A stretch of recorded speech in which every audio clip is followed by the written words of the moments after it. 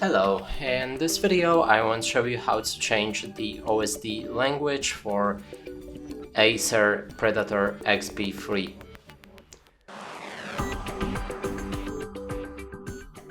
And to do this, first thing is to find the joystick button on the back of your screen.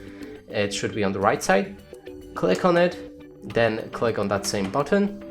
Now in case your screen is in a different language and you don't understand it, then just go for this icon right here, which is OSD. Now move to the right with a joystick, and first option is language. Now select it with a joystick click, and now you'll be able to pick whichever language you prefer by moving to the right or left.